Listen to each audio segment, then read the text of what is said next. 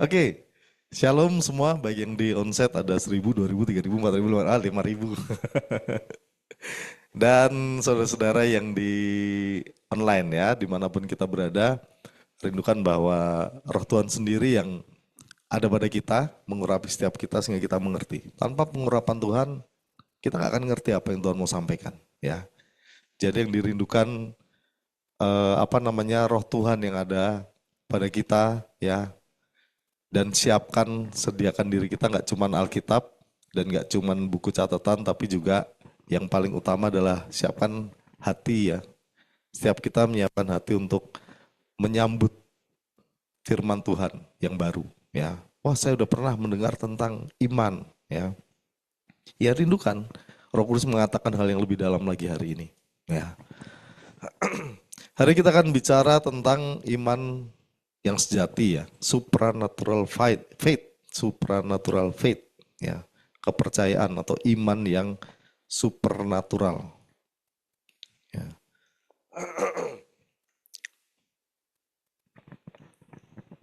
Oke, supernatural sendiri artinya ya di luar natural ya, jadi di luar alamiah, sesuatu yang nggak bisa kita pahami itu namanya supernatural. Kalau masih kita bisa pahami itu nggak supernatural namanya cuma natural ya. Kalau namanya supernatural biasanya itu di luar hukum-hukum alam, di luar hukum-hukum fisika, ya, di luar hukum-hukum pengetahuan, di luar pengetahuan yang kita miliki itu yang namanya supernatural, ya. Sesuatu yang seringkali kita bisa rasakan, kita bisa alami, tapi kita seringkali nggak ngerti, ya. Kenapa ini bisa terjadi? Kok gitu? Kok bisa ini terjadi? Nah, itu yang namanya supernatural, ya. Supranatural bukan bodoh ya, bodoh di luar pengetahuan bukan. Supranatural ya supranatural, yang bukan yang biasa kita alami. Itu pasti di luar apa yang biasa kita alami. Ya. Kita buka ayat yang pertama tentang iman, definisi iman. Ya, akan kembali kepada definisi iman. Di mana ayatnya? Ibrani 11 ayat 1. Ya, itu definisi iman. Mari kita buka, saya bacakan Ibrani 11 ayat 1. Iman adalah dasar dari segala sesuatu yang kita harapkan dan bukti dari segala sesuatu yang tidak kita lihat. Jadi dasar dari segala sesuatu yang kita harapkan, ya kalau artinya segala sesuatu ya segala sesuatu. Nggak ada yang tidak gitu ya, namanya segala sesuatu, bukan sebagian. Tapi semuanya, dasar dari semuanya ya. Dan juga bukti dari yang nggak pernah kita lihat. Jadi bagian pertama adalah dasar untuk kita bertindak, dasar dari pengharapan, segala sesuatu yang kita harapkan. Lalu yang kedua adalah bukti dari yang tidak kita lihat, ya bukti dari pengharapan kita. Nah, ini yang namanya iman teman-teman. Jadi iman itu udah pasti terjadi, karena kan ditutup dengan bukti, dibuka dengan dasar pengharapan, ditutup dengan bukti. Tidak ada yang namanya iman itu tidak terbukti atau tidak terjadi. Kalau kita beriman dan itu tidak pernah terjadi, jangan-jangan kita bukan tidak beriman. Itu bukan iman namanya. Kalau yang namanya iman pasti terjadi dan enggak 50-50, 100%, ya. Bukan hanya setengah-setengah. Jadi bisa terjadi, bisa enggak. Namanya iman itu 100% pasti jadi. Ya. Itu iman. Nah, karena itulah kenapa dibilang supernatural faith ya, iman yang supernatural. Iman sendiri udah supernatural teman-teman. Nggak bisa dilogikakan. Ada yang tahu apa yang pasti 100% terjadi? Nggak ada, cuman iman. Yang 100% terjadi itu cuma iman teman-teman. Ya makanya satu ciri iman itu pasti terjadi. Ya perlu dicatat. Ya catat baik-baik. Bahwa iman itu pasti terjadi, pasti terbukti. Meskipun di luar nurul, ya, meskipun di luar logika dan di luar pengetahuan, ya. Gimana disuruh percaya nggak ada buktinya ya? Ya. Yang sekolah hukum di sini pasti ngerti ya. Nah ini siapa Anggi ya, hukum kan, pengacara, ya, Mega juga ya, bukan pengacara, oke, legal lah ya. Paling nggak kita tahu lah. Ini secara umum gini ya, hakim itu nggak ada yang memutuskan perkara berdasarkan perasaan dan harapan kan. Ya kan, hakim itu pasti akan memutuskan sebuah perkara, mau memenjarakan seseorang atau membebaskan seseorang, itu berdasarkan bukti-bukti yang ada. Ya, keputusan pengadilan itu pasti berdasarkan bukti.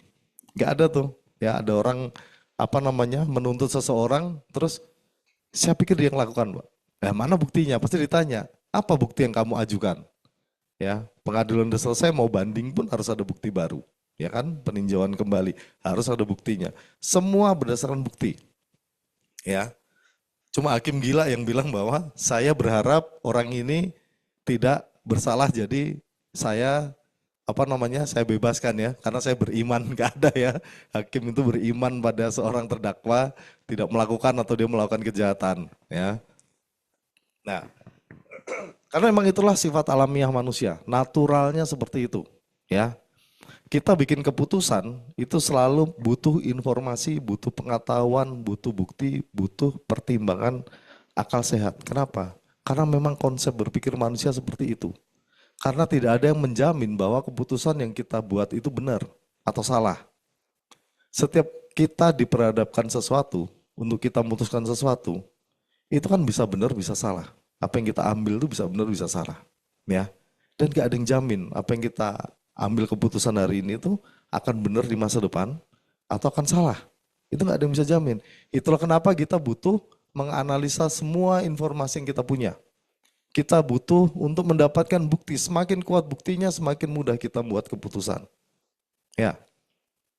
Nah, itu memang konsep dasar alamiah manusia. Ya.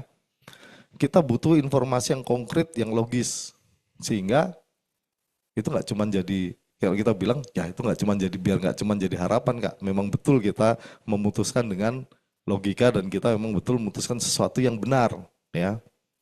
Nah, jadi memutuskan atau menjalani suatu kehidupan menggunakan iman itu bukan alamiahnya manusia. Ya, kita berjalan dalam iman itu sulit pasti. Ya, kenapa? Karena itu nggak natural buat manusia. Buat manusia itu sesuatu yang di luar apa yang bisa kita pikirkan. Gimana caranya aku tanpa bukti aku berjalan gitu aja. Ya, orang bilang bahasa umumnya apa? Nekat. Ya. Nah, tapi iman dan nekat itu berbeda. Ya, kalau nekat bisa 50-50, kalau iman tadi ya 100% terjadi. Cuman memang iman kita berjalan dalam iman, ya itu bukan naluri alami manusia. Ya, iman itu sesuatu yang kita paksakan untuk ada di dalam hidup kita saat ini. Ya, nah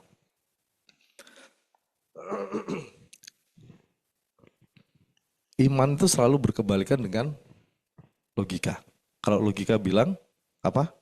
Bukti dasar dari pengharapan. Ya, iman itu sebaliknya. Pengharapan percaya dulu, baru nanti ada buktinya. Itu iman. Jadi ya iman dengan logika kita itu pasti berkebalikan. Ya.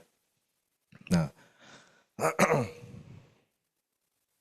jadi untuk bisa mengalami berjalan di dalam iman, kita mengalami kehidupan di dalam iman, kita perlu untuk mengubah pola pikir dan sudut pandang. Ya. Kita perlu berusaha. Tidak ada orang yang beriman itu tidak berusaha, itu nggak ada. Pasti kita melakukan sebuah usaha. Ya. Apalagi kayak saya ya teman-teman ya. Saya ini anaknya kan eksak ya. Saya kan anak IPA ya. Anak IT lagi. Biasa berpikir dengan logika. Jadi pada saat saya diajar iman, itu mau pecah kepala saya ya. Ini maksudnya apa? Disuruh percaya aja, melangkah aja dulu berdasarkan kepercayaan ya. Itu nggak ada kamusnya. Ya, selama saya hidup itu nggak ada kamusnya. Tetapi Alkitab mengajarkan tentang iman, iman, iman, bukan logika, logika, logika. Bukan lihat apa yang ada di sekelilingmu, tapi lihat apa yang tidak kamu lihat. Kamu harus bisa melihat apa yang tidak kamu lihat. Nah, itu iman. Ya, gimana caranya kita melihat apa yang tidak kita lihat? Nggak ada, hanya bisa dengan mata iman. Ya, kita akan belajar dari kitab Markus. Ya, sesuai gambar pasti tahu apa yang saya bacakan di sini ya. Markus 5 ayat 21 sampai 43. Kita baca bergantian ya. Biar nggak kering saya ya baca sendiri. Di sini teman-teman yang offline juga Nanti baca yang genap ya. Jadi teman-teman yang offline sama yang online yang dengar di rumah baca sendiri di kamar masing-masing ya. Yang ayat yang genap saya akan bacakan yang ganjil, kita baca bergantian. Oke, disiapin dulu, udah siap semua? Markus 5 ayat 21 sampai 43. Perikopnya adalah Yesus membangkitkan anak Yairus dan menyembuhkan seorang perempuan yang sakit pendarahan. Oke, udah dapat semua? Oke, saya akan bacakan mulai ayat 21, nanti teman-teman yang online dan onsite di 22, terus saya 23, terus 24 dan seterusnya sampai 43. Oke, firman Tuhan katakan ya ayat 21. Sesudah Yesus menyeberang lagi dengan perahu, orang banyak berbondong datang lalu mengurumuni dia, sedang ia berada di tepi danau. Datanglah seorang kepala rumah ibadat yang bernama Yarius. Ketika ia melihat Yesus, tersungkurlah ia di depan kakinya. Dan memohon dengan sangat kepadanya, anakku perempuan sedang sakit hampir mati. Datanglah kiranya dan letakkanlah tanganmu atasnya supaya ia selamat dan tetap hidup. Lalu pergilah Yesus dengan orang itu. Orang banyak berbondong-bondong mengikuti dia dan berdesak-desakan di dekatnya. Adalah di situ seorang perempuan yang sudah 12 tahun lamanya menderita pendarahan.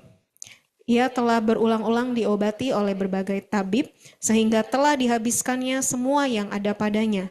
Namun sama sekali tidak ada faedahnya. Malah sebaliknya keadaannya makin memburuk. Dia sudah mendengar berita-berita tentang Yesus, maka di tengah-tengah orang banyak itu ia mendekati Yesus dari belakang dan menjamah jubahnya. Sebab katanya, asal ku jamah saja jubahnya, aku akan sembuh. Seketika itu juga berhentilah pendarahannya dan ia merasa bahwa badannya sudah sembuh dari penyakitnya. Pada ketika itu juga Yesus mengetahui bahwa ada tenaga yang keluar dari dirinya. Lalu ia berpaling di tengah orang banyak dan bertanya, siapa yang menjamah jubahku? Murid-muridnya menjawab, engkau melihat bagaimana orang-orang ini berdesak-desakan dekatmu dan engkau bertanya, siapa yang menjamah aku? Lalu ia memandang sekelilingnya untuk melihat siapa yang telah melakukan hal itu.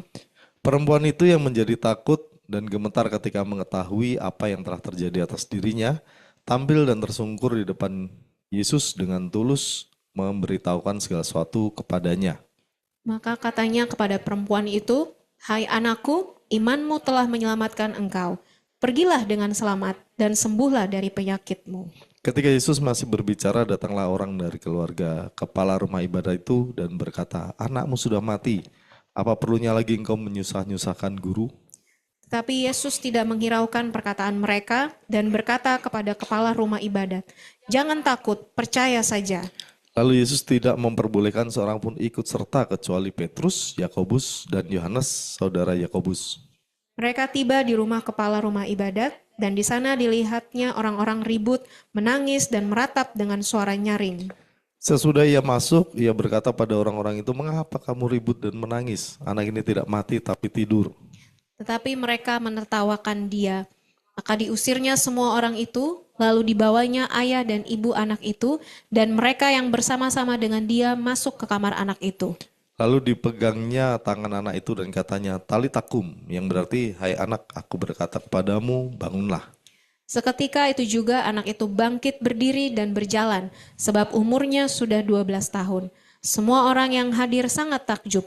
Dengan sangat ia berpesan kepada mereka supaya jangan seorang pun mengetahui hal itu, lalu ia menyuruh mereka memberi anak itu makan. Ya, jadi di sini ada dua cerita, ya, dua kisah satu iman ya. Di sini ada dua cerita.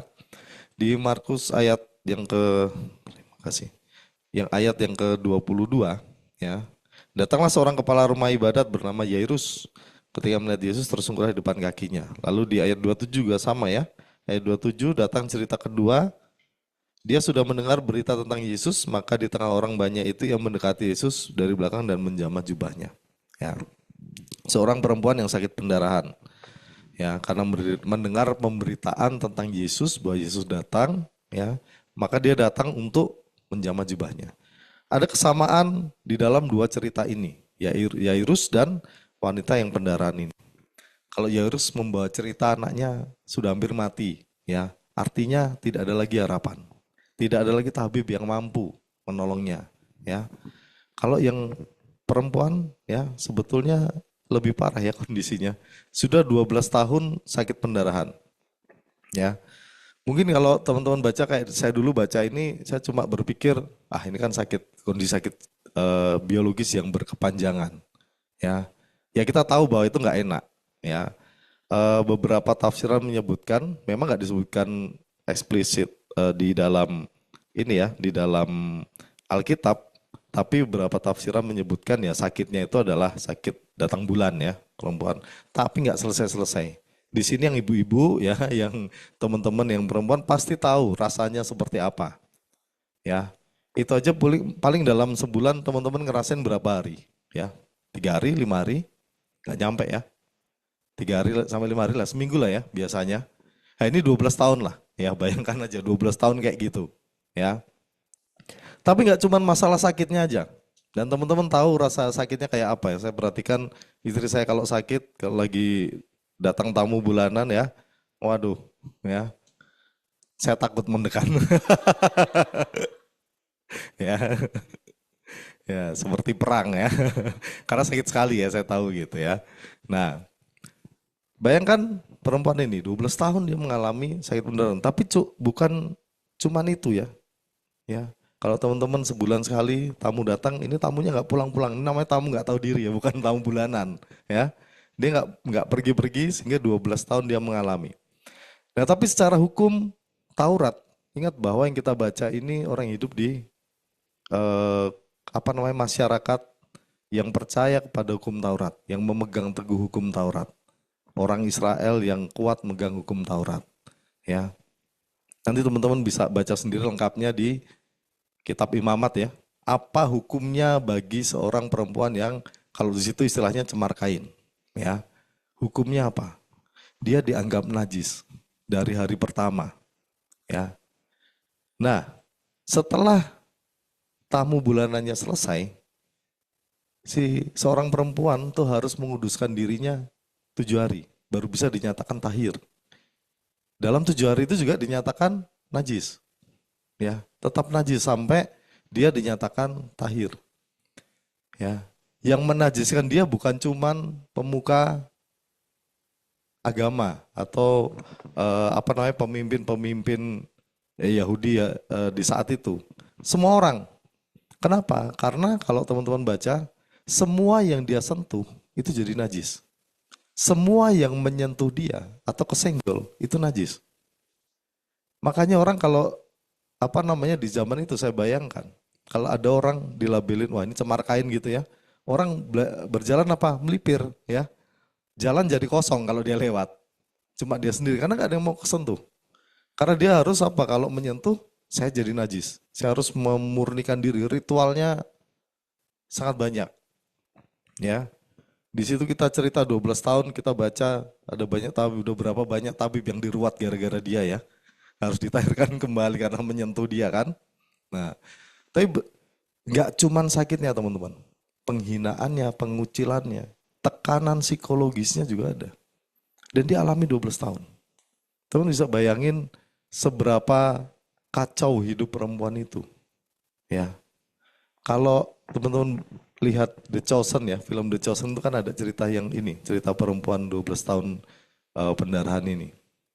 Ya, itu kayak zombie. Karena nggak punya kehidupan. Ya, kita aja jerawat muncul satu aja butuh teman cerita kan, curhat kan. Mana temanku semuanya menghindar aku, nggak ada yang nggak mau dengar ceritaku ya. Cuma jerawat ini 12 tahun dia dikucilkan, tidak ada yang mau mendekat, ya, dianggap najis. Bayangkan sendiri bagaimana udahlah sakit, tekanan psikologis, ya. Mungkin kalau dia nggak kuat, paling berapa tahun udah bunuh diri, ya nggak? Nah, tidak ada, jadi dua-duanya sama. Jairus dan perempuan ini datang pada Yesus dengan kondisi yang sama, apa? Tidak punya pengharapan. Tapi mereka mempertaruhkan satu hal terakhir. Mereka datang pada Yesus. Mungkin ini hal terakhir yang mereka, yang jelas buat Jairus terakhir karena anaknya udah hampir mati, nggak ada lagi. Dia bilang nggak ada lagi yang bisa kulakukan. Anakku sakit sudah hampir mati, dibilang itu. Maka yang terakhir dia datangi adalah Tuhan Yesus. Itu adalah kesempatan terakhir untuk dia mendapatkan kelegaan. Ya. Dan mungkin itu juga kesempatan terakhir bagi perempuan yang 12 tahun pendarahan itu untuk mendapatkan kelegaan. Tapi dua hal yang sama, Yairus dan perempuan yang pendarahan ini sama-sama apa? Mencari Tuhan. Mereka datang pada Tuhan Yesus dengan kerendahan hati. Ya. Iman itu dimulai dari mendekat pada Tuhan dan mencari Tuhan. Tidak ada iman itu tanpa kita datang mendekat dan mencari Tuhan. Jadi kalau teman-teman mau beriman, langkah yang pertama kali itu adalah mencari Tuhan. Ya. Kita buka 1 Korintus 12 ayat 9. Boleh next nih. 1 Korintus 12 ayat 9.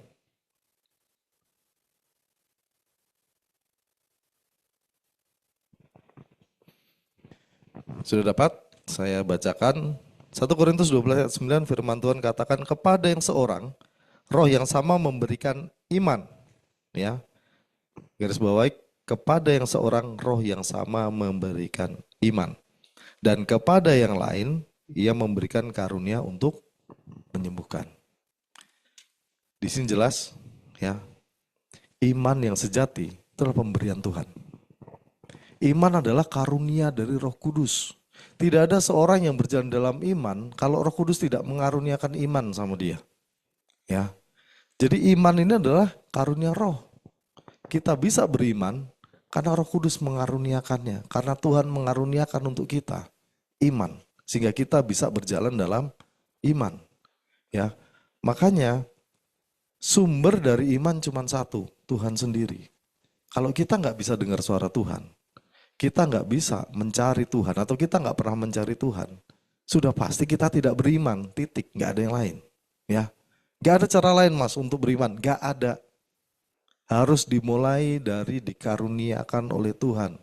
Makanya kita yang minta sama Tuhan, minta iman. Ya, kalau yang bukan dari Tuhan, ini yang suka disebut iman-imanan. Iman halu, ya, iman kita sendiri. Kita merasa kita beriman padahal bukan, ya. Jadi nggak ada orang yang bilang saya sedang beriman, mas. Ya, bisa dengar suara Tuhan? Enggak. Kau nggak beriman. Kau tidak mungkin beriman tanpa mendengar suara Tuhan. Nggak pernah baca firman, nggak pernah berdoa, terus bilang aku beriman. Omong kosong, ya, tidak ada. Karena firman juga katakan iman timbul dari pendengaran dan pendengaran akan firman Tuhan. Saya tiap minggu ke gereja, gak bisa ke gereja setiap minggu dan tiba-tiba beriman. Ya, iman harus dikaruniakan oleh Tuhan. Ingat, dibilang Ibrani bilang bahwa iman adalah dasar dari segala sesuatu yang kita harapkan. Apa dasar yang kamu berharap? Dasarnya udah pasti ketetapan Tuhan. Dasarnya adalah firman Tuhan. Ya. Gak bisa kita berdasarkan ini dijanjikan oleh perusahaan saya mau promosi, jadi saya beriman. Bukan. Itu namanya positive thinking. Itu namanya berharap aja, tapi tidak beriman. Kalau iman gimana? Tanya. Bener nih mau promosi? Oke, terima kasih Pak. Kita berdoa, Tuhan terima kasih. Betulkah promosi ini? Apa yang harus kulakukan Tuhan untuk promosi ini? Apa janjimu Tuhan untuk promosi ini? Sehingga apa? Tidak ada orang yang beriman itu kecewa. Ya. Tidak ada orang yang bilang aku beriman kemudian dia kecewa, enggak ada. Karena dia dengar dari Tuhan dan kita tahu. Yesaya bilang bahwa firman akan mencari jalan untuk dia menyelesaikannya. Firman yang ditabur tidak akan kembali dengan sia-sia, apalagi ini yang bilang Tuhan sendiri. Udah pasti terjadi, makanya saya bilang yang namanya iman sudah pasti terjadi.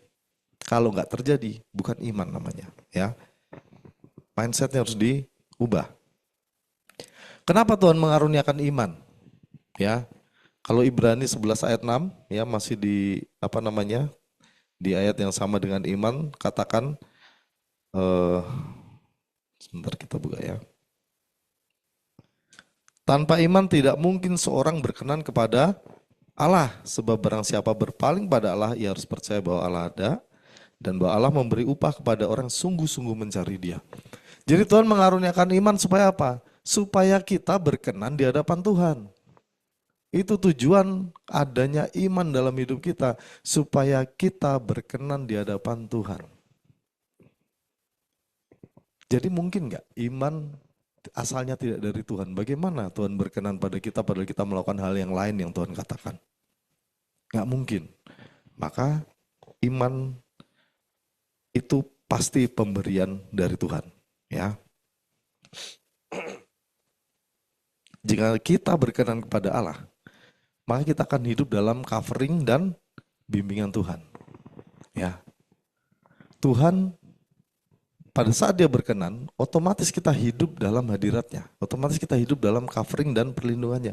Itulah kenapa iman katakan inilah kemenangan atas dunia. Yaitu iman kita. Terlalu banyak hal yang kita nggak ngerti di dunia ini. Benar nggak? Saya pernah bagi ini juga, saya rasa dan sering saya bilang sama adik PA saya bahwa ada dua hal yang paling ditakuti manusia. Satu kematian, kedua masa depan. Karena dua-duanya sama-sama nggak ngerti dan sama-sama tidak bisa ditaklukkan oleh manusia. Ya, manusia itu benci dengan sesuatu yang di luar kendalinya dia.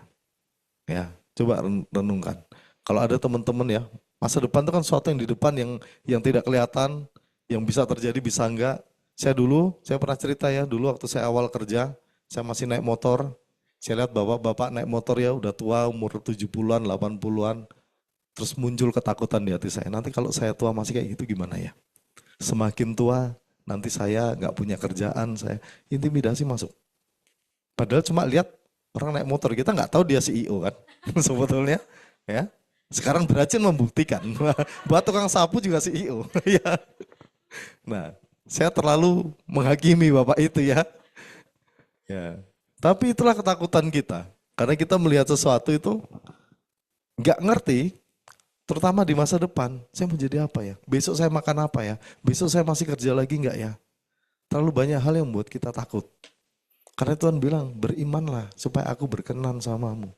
Karena saat aku berkenan samamu, kau masuk dalam coveringku. Ya, itu iman. Ya. Makanya dasar dari pengharapan kita adalah firman covering Tuhan dalam hidup kita, janji dan ketetapannya. Ya. Maka kita harus dapatkan, kalau mau iman yang supranatural, maka kita harus mengakses yang supranatural. Makanya tadi saya bilang, kalau iman muncul dari janji perusahaanmu, enggak supranatural, kamu ngerti kok. Iya, enggak ada lagi yang lebih senior dari saya.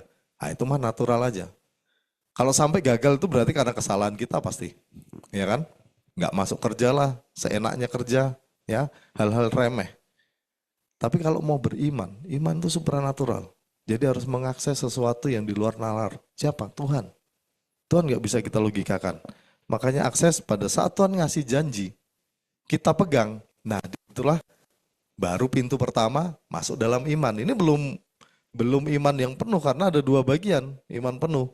Kita baru dapat dasarnya aja nih. Pemberian Tuhan itu baru dasarnya aja.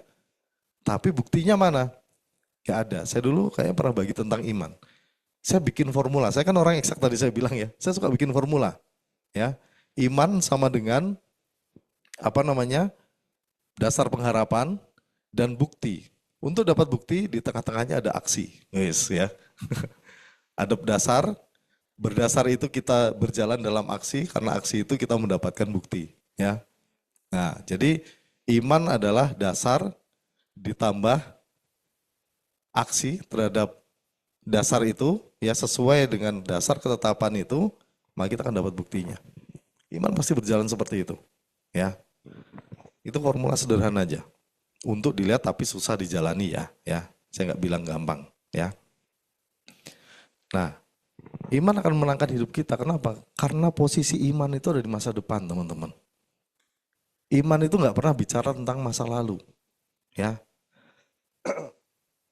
iman itu menyanggupkan atau memampukan kita yang hidup hari ini untuk bertempur di masa depan. Ya, saya lagi ya. Jadi kita hidup di masa kini, tapi pertempuran kita di masa depan.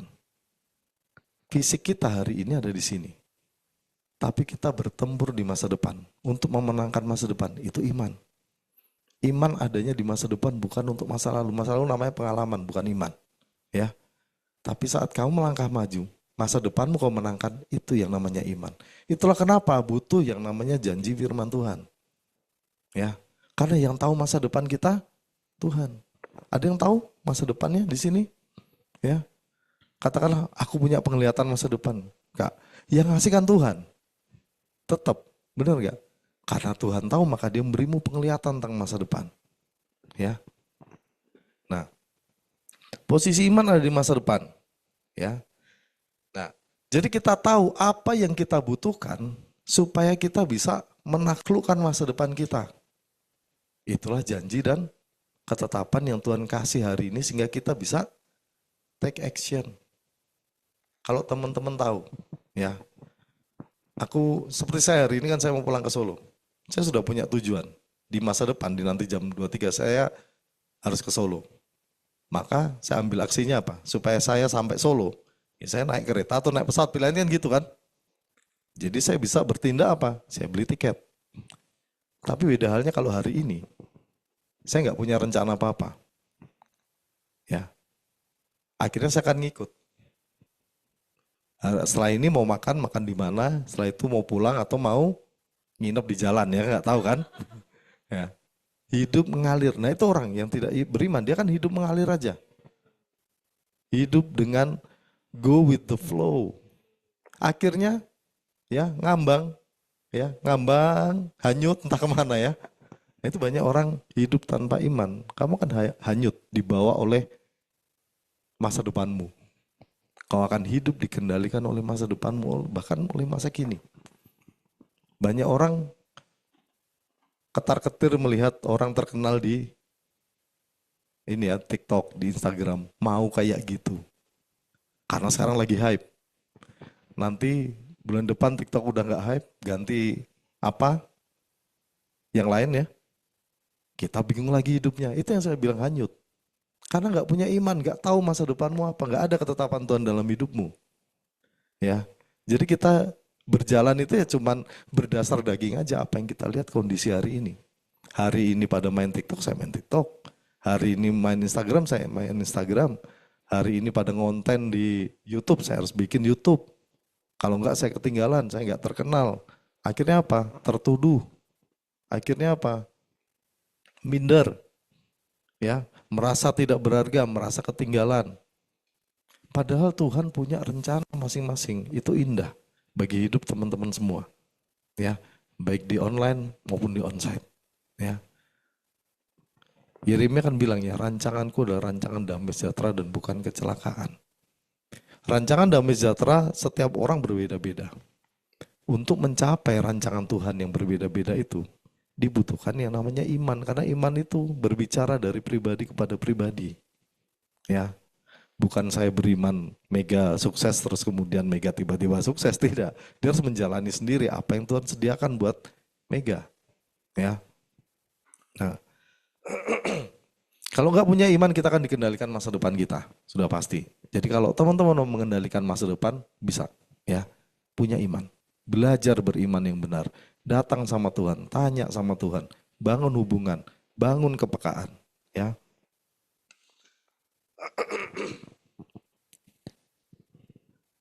Hati-hati dengan yang namanya imajinasi rohani, ya. Imajinasi rohani itu tadi itu ya. Kita merasa beriman padahal cuman mengejar cita-cita, ya. Padahal cuma mengejar apa yang orang lain tetapkan dalam hidupmu. Makanya kita banyak orang tidak beriman itu akan hidup di dalam tujuan-tujuan orang lain. Hidup di dalam masa depannya orang lain. Ya. Karena nggak punya sendiri path atau apa namanya jalan hidup yang dari Tuhan itu dia nggak tahu. Ya.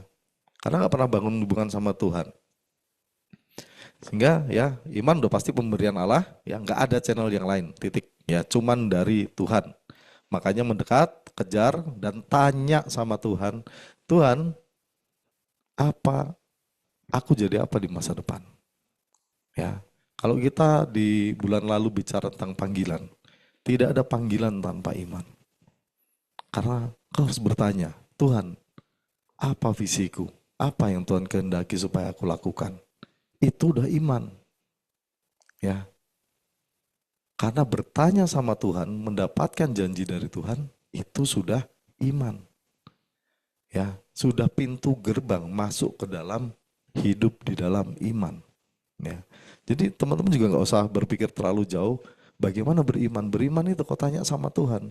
Tuhan bilang, hari ini kamu harus lakukan A, B, C. Dan kau lakukan, kau masuk dalam iman. Ya. Makanya kan dibilang, semakin kita sering beriman, maka kita akan dibawa kepada iman yang level lebih tinggi lagi. Dari iman kepada iman. Ya. Sama seperti kalau kita sering melakukan dosa, kita akan tenggelam, jatuh lebih dalam lagi ke dalam dosa yang lain. Kalau kita berjalan dalam iman, itu akan membawa kita terus naik. Ya, Tuhan akan memberikan hal yang lebih besar, hal yang lebih besar, hal yang lebih besar. Ya, karena setiap kali kita diberikan hal, kita bisa menyelesaikannya. Ya, ingat bahwa iman itu pasti ada buktinya, pasti selesai. Ya, kalau memang kita berjalan betul-betul dalam iman yang sejati ya.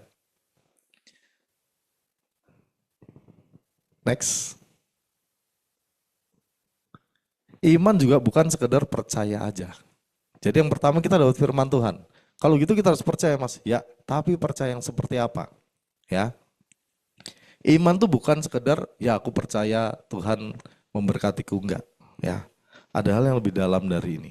Yairus datang dengan perkataan anak perempuanku sakit, hampir mati. Ya, jadi Yairus dan perempuan yang sakit itu, dia bilang gini ya, aku datang asal ku jamah jubahnya saja aku akan sembuh. Jadi Yairus dan perempuan yang sakit pendarahan itu juga punya pernyataan iman yang sama, punya percaya yang sama apa? Tidak ada jalan lain, cuman ini satu-satunya jalan. Ya. Orang yang mau beriman dengan benar harus punya yang namanya final faith. Ya. Iman yang final. Apa iman yang final? Kalau saya bayangkan saya tulis di situ ya.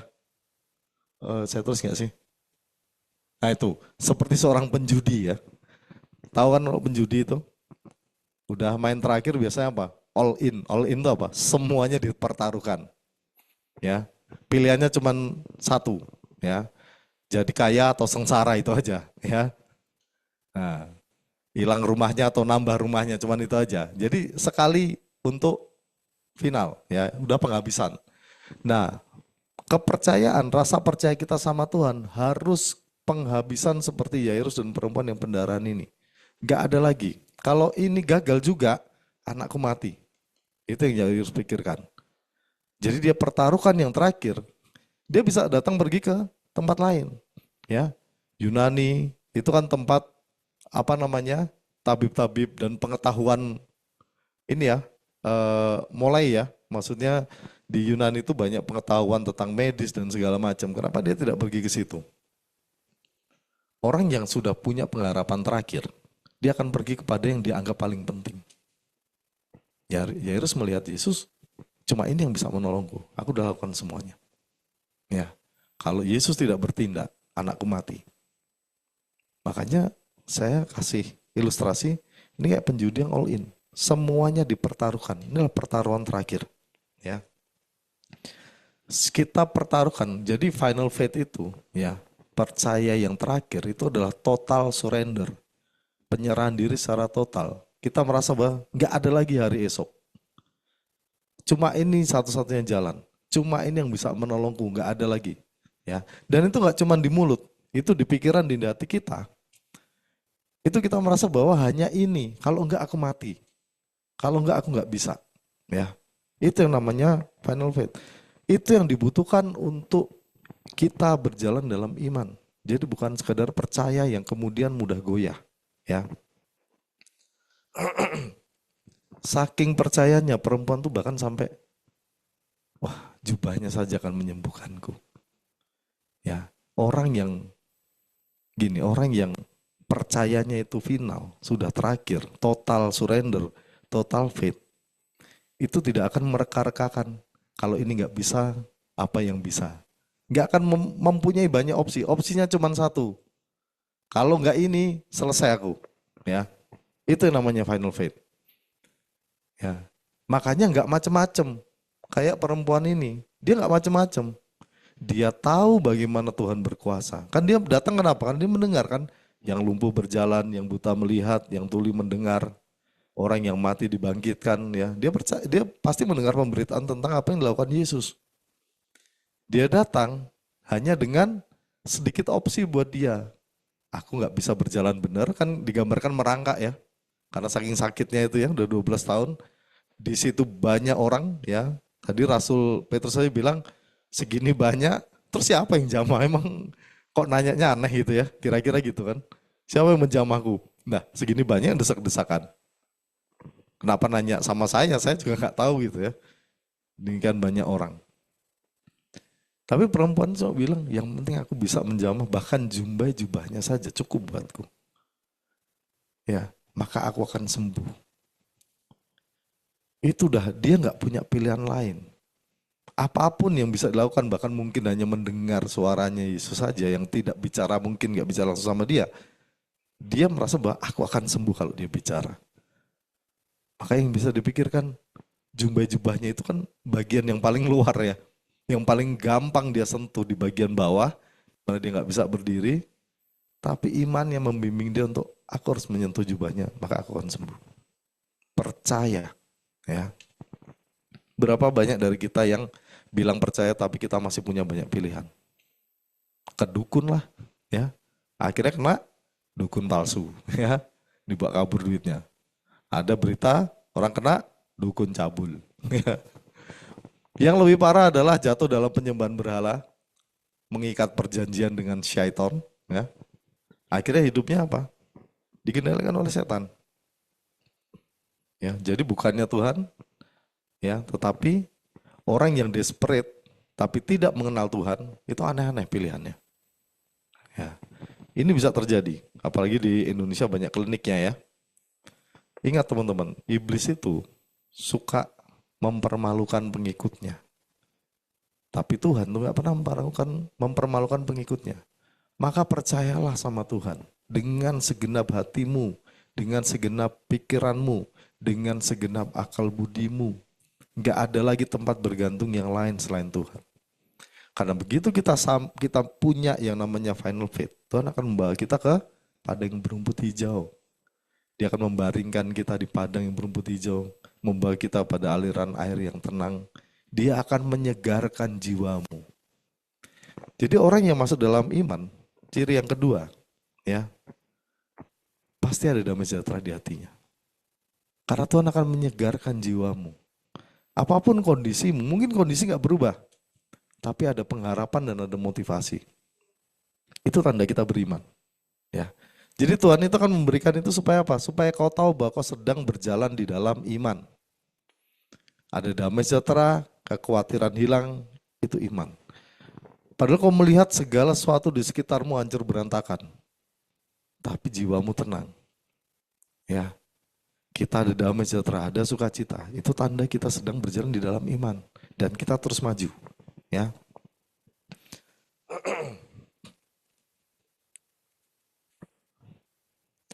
Kenapa kita bisa gitu? Ya, Tuhan bahkan memberikan janjinya. Ya, Efesus, kita buka Efesus 3 ayat 20. Supaya kita nggak ragu untuk bergantung sama Tuhan. Ya. Saya bacakan ya, Efesus 3 ayat 20. Bagi dialah yang dapat melakukan jauh lebih banyak daripada apa yang kita doakan dan pikirkan, seperti yang ternyata dari kuasa yang bekerja di dalam kita.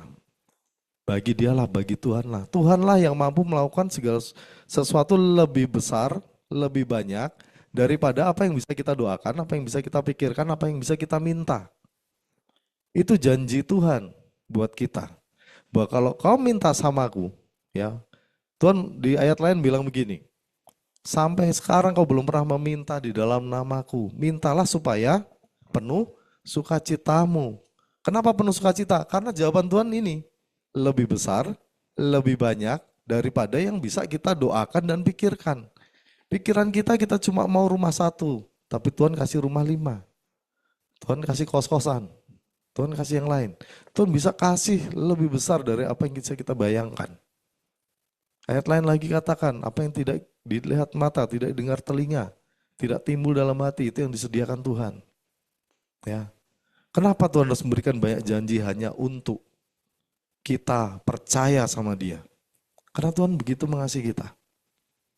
Ya. Emang jasa kita apa sampai kita harus dijanjikan semua hal itu? Itu aja orang nggak percaya. Ya. Banyak orang hidup dalam suka-suka maunya sendiri. Ya sudah. Terus marah kalau nggak terjadi. Yang dimarahin Tuhan. Ya. Aneh. Ya. Nah, kalau kau berdoa hari ini apa? Ya, hari ini apa yang jadi problem terbesarmu? Bawa sama Tuhan, tanya sama Tuhan, ya. Padahal Tuhan cuma menyarankan satu, percaya dengan segenap hati, dengan segenap pikiran dan akal budi, ya. Lebih baik lagi, jangan tunggu putus asa kayak Yairus, ya. Jangan tunggu putus asa seperti perempuan yang 12 tahun sakit pendarahan.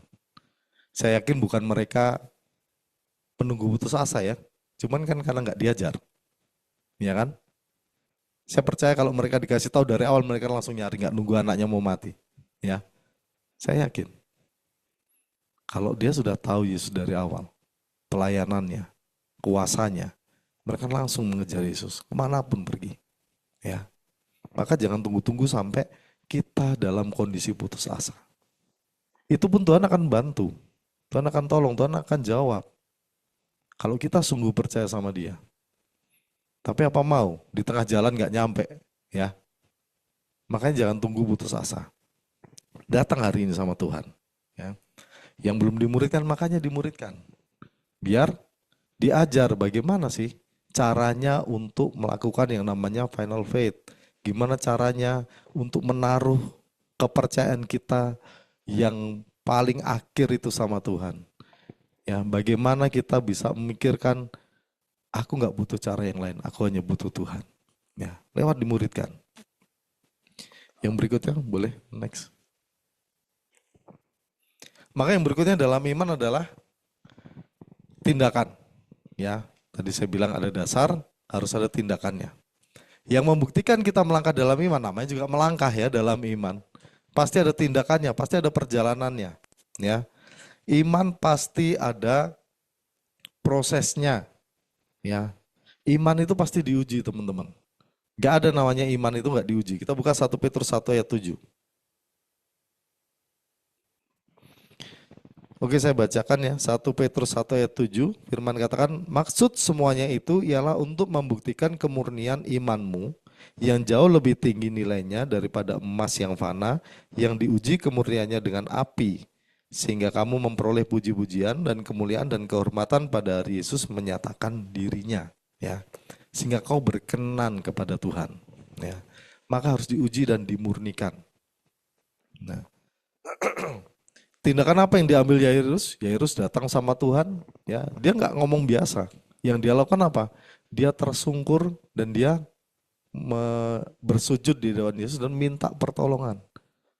Pada saat kita melangkah dalam iman, kita harus merendahkan diri kita serendah-rendahnya di hadapan Tuhan.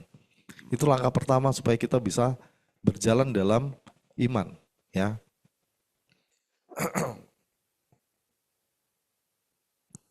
Perempuan yang sakit pendarahan juga begitu kan. Dia nggak menunggu di pinggir jalan untuk Yesus datang. Dia datang, dia merangkak, dan dia jamah jubah-jubahnya. Saya percaya resikonya apa? Keinjak-injak, karena kan banyak orang berdesak-desakan. Ya, yang berdiri aja nggak kelihatan, apalagi yang merangkak di bawah ya. Ya, pasti ada kemungkinan untuk terinjak. Tapi apa? Iman yang membuat dia terus berjalan. Aku harus, tujuannya cuma apa? Kalau jubah-jubahnya aku sentuh, aku sembuh. Maka dia melakukan apa? Aku mendekati, aku harus mendekat. Resiko mau keinjak kayak mau mati kayak, kalau aku nggak sentuh aku juga mati. Lebih baik aku berusaha untuk menyentuh itu. Ya, itu yang dilakukan oleh perempuan yang sakit pendarahan. Ya, setiap kita juga akan diuji. Setiap kita juga akan membutuhkan untuk kita mengambil sebuah tindakan. Ya, iman itu adalah proses pertumbuhan kita. Makanya pada saat kita beriman, kita dapat janji ketetapan Tuhan, itu bukan saatnya untuk kita berhenti bertanya. Justru pada saat kita udah dapat janji Tuhan, Ya, kesalahan orang adalah aku udah dapat janjinya Tuhan. Terus yang kamu lakukan apa? Aku menunggu itu terjadi. Ya.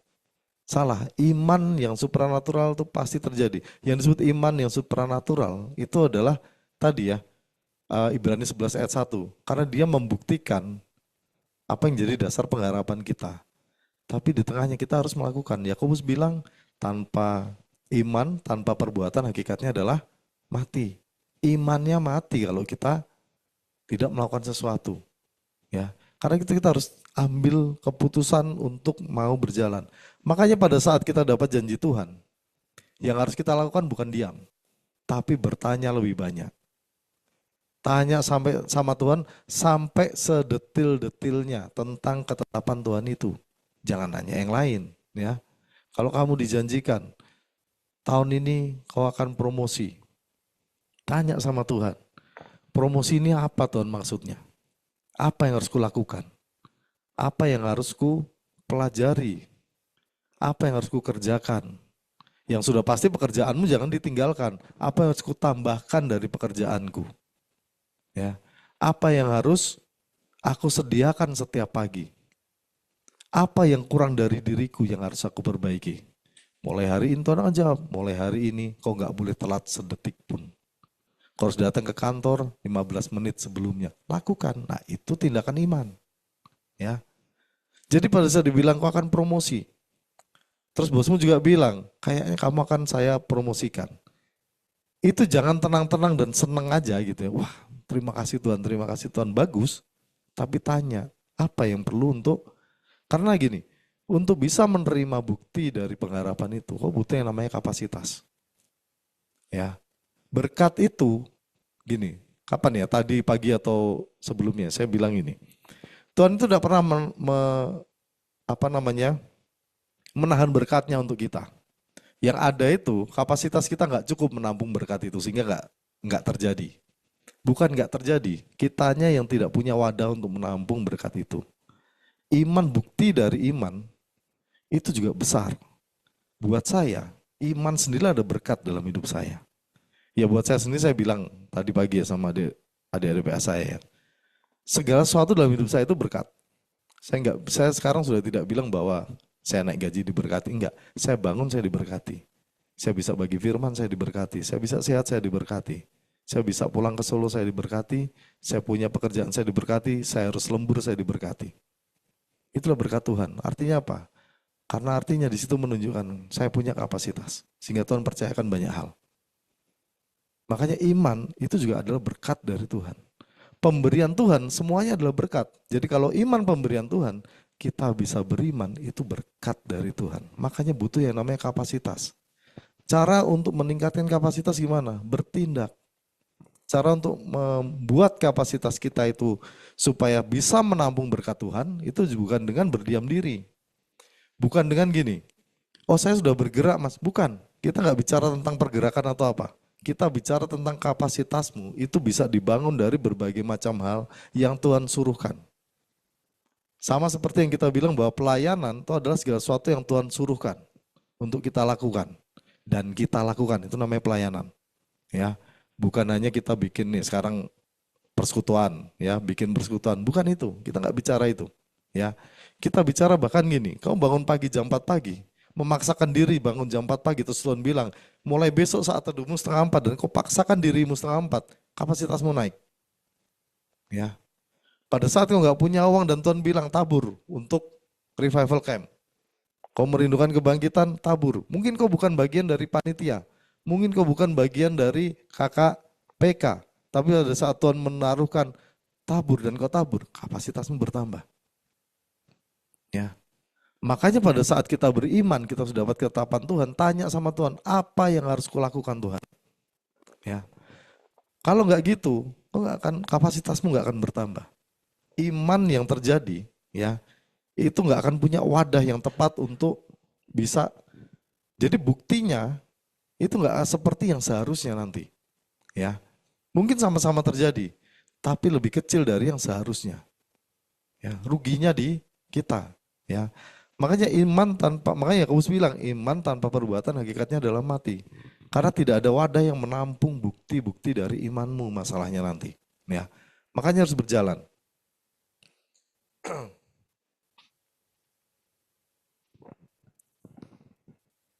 Dalam tindakan iman juga proses kita membangun kepekaan.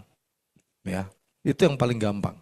Bangun hubungan sama Tuhan, tadi saya bilang bahwa pada saat kita dapat janji firman Tuhan, jangan berhenti, justru bertanya makin banyak untuk apa? Supaya semakin peka. Tuhan bilang apa? Tuhan kasih PR apa? Tuhan suruh lakukan apa? Ya, itu kita semakin peka, semakin mudah mendengar suara Tuhan. Karena nggak ada orang bisa berjalan dalam. Karena ingat iman itu supernatural. Iman itu diuji dan ujian itu nggak pernah gampang. Ada yang pernah di sini ujian gampang, ya? Nggak ada. Saya ujian bahasa Jerman, puji Tuhannya lulus dengan nilai yang cukup mepet. Yang penting lulus, ya. Bukan saya.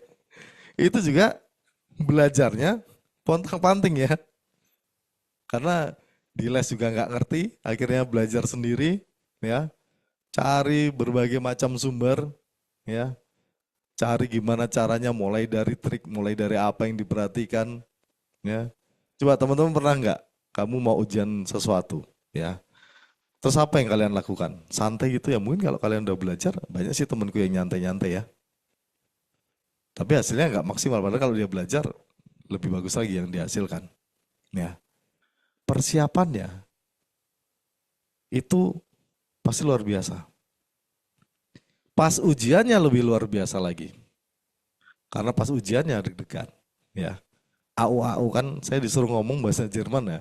Bahasa Indonesia aja medok, gimana bahasa Jerman ya. Nah, tapi setiap iman pasti diuji. Ya, dibilang untuk diuji kemurniannya seperti emas yang fana yang diuji kemurniannya dengan api. Baptisan api pasti kau alami. Ya. Dan nggak pernah gampang, nggak pernah mudah. Api kan bukan tempat yang enak, ya. Tapi api memang akan mengubah, ya. Pernah kan dengar dibagi ya, api itu mengubah struktur. Pasti ada yang berubah dalam hidupmu. Karena tujuan Tuhan pada saat memberikan iman itu banyak hal. Supaya berkenan kau harus diubahkan, makanya namanya dengan api. Ya, ujian yang diberikan itu nggak mungkin gampang. Tapi bersama Tuhan, Daud bilang, kalau Tuhan bersamaku siapa yang jadi lawanku? Kalau Tuhan beserta kita. Makanya saya pernah bagi kalau nggak salah di bulan lalu atau bulan ini, penyertaan Tuhan itu bukan untuk semua orang. Penyertaan Tuhan ada syaratnya. Ya, kalau bilang aku menyertai engkau sampai kepada akhir zaman, kau harus punya iman. Kau harus berjalan dalam iman yang sejati. Baru Tuhan bisa menyertaimu. Ya, kita lihat kok cerita tentang siapa? Saul. Ya, dia disuruh ini, dia langgar. Disuruh itu dia langgar. Akhirnya apa? Roh Tuhan undur daripada Saul. Ya, padahal dia diurapi, tapi Roh Tuhan undur. Kenapa? Tuhan tidak menyertai orang yang serampangan. Jadi jangan berpikir bahwa kita disertai Tuhan tapi hidup kita serampangan. Gak ada Tuhan menyertai orang yang serampangan. Tuhan gak suka menyia-nyiakan berkatnya. Ya, Tuhan suka memberikan berkat, tapi Tuhan tidak suka berkatnya disia-siakan. Ya, jadi Tuhan akan menyertai orang yang apa? Punya iman. Dia cuma bilang, miliki iman. Iman itu dasarnya cuma percaya. Ya, kita cuma butuh percaya untuk disertai Tuhan. Susah nggak? Enggak. Tapi banyak orang nggak mau, bukan nggak bisa, tapi nggak mau. Ya. Nah, apalagi kita yang murid, kita harus mengerti bahwa penyertaan Tuhan itu tidak untuk semua orang. Penyertaan Tuhan hanya untuk orang-orang yang percaya sepenuhnya pada Tuhan. Ya. Karena dalam iman kita butuh suara Tuhan, kita butuh penyertaan Tuhan dan bimbingannya. Iman yang diberikan Tuhan, ketetapan yang diberikan Tuhan sama hidupmu, itu nggak pernah kecil. Pasti jauh lebih besar. Ini ciri-ciri iman juga ya, yang diberikan Tuhan, ketetapan Tuhan untuk hidupmu tidak pernah kecil. Ya, Tuhan nggak pernah menetapkan untuk hidupmu hanya untuk jadi sesuatu yang mudah untuk diraih. Enggak. Ya, semakin kau mengenal Tuhan, semakin besar dan tidak terjangkau apa yang Dia janjikan. Karena memang sebesar itulah apa yang disediakan Tuhan bagi kita. Karena itu dibutuhkan yang namanya iman percaya. Yang supranatural, yang di luar akal pikiran kita. Memang begitu. Ya. Karena itu saat kita melakukannya, ya, kita harus terus senantiasa masuk dalam hadirat Tuhan. Makanya perlu untuk terus bangun hubungan sama Tuhan. Gak bisa orang yang beriman tidak masuk dalam hadirat Tuhan itu gak mungkin. Ya, harus ada stay dalam hadirat Tuhan, tanya sama Tuhan, dan segera lakukan apa yang Tuhan perintahkan. Nah, masalahnya kita juga punya penghalang ya. Boleh berikutnya. Yang pertama penghalang bagi iman kita itu adalah dosa dan beban palsu. Kita buka Ibrani 12 ayat 1 dan 2. Saya bacakan Ibrani 12 ayat 1 dan 2. Karena kita punya banyak saksi bagaikan awan yang mengelilingi kita. Marilah kita menanggalkan semua beban dan dosa yang begitu merintangi kita dan berlomba dengan tekun dalam perlombaan yang diwajibkan bagi kita.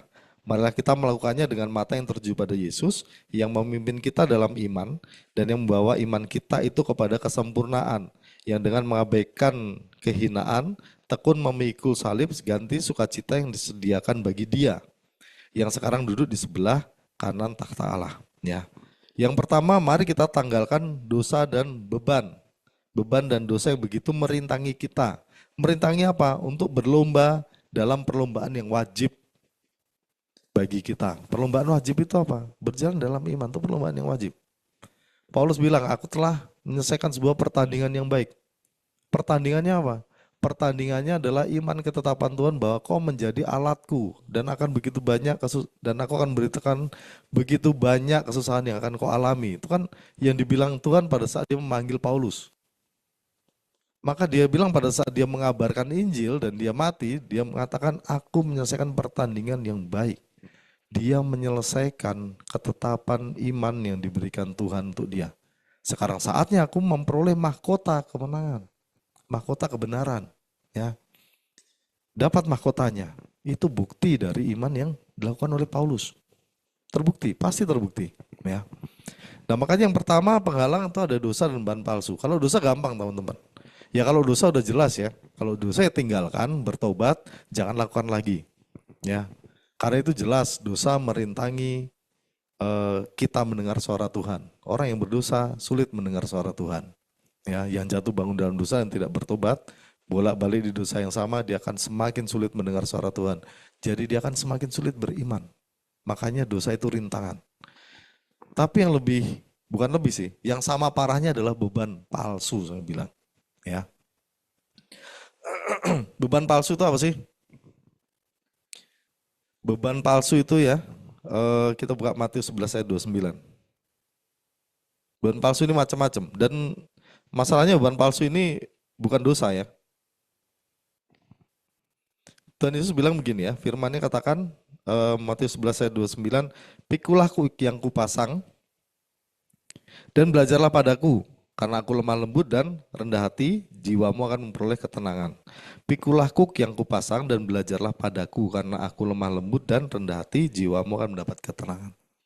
Beban palsu adalah beban-beban yang asalnya bukan dari Tuhan. Itu definisi umumnya ya. Beban palsu adalah beban yang tidak berasal dari Tuhan. Ya, pemikiran yang tidak berasal dari Tuhan yang membebanimu, itulah beban palsu. Beban palsu membuat kita sulit untuk belajar sama Tuhan. Tadi kan bilang pikulah kuk yang kupasang dan belajarlah kepadaku. Kalau kita pikul kuk yang dari Tuhan, beban yang dari Tuhan, contohnya beban jiwa-jiwa, kita akan bisa belajar sama Tuhan.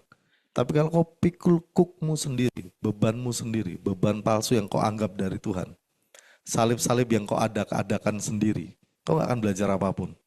Ya, itu yang dibilang pencobaan dan ujian. Manusia dicobai oleh pemikirannya sendiri. Ya, firman sudah katakan begitu.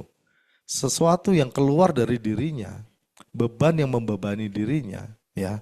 Beban misalnya apa? Beban keluarga, terlalu stres memikirkan kenapa keluargaku begini, kenapa keluargaku begitu.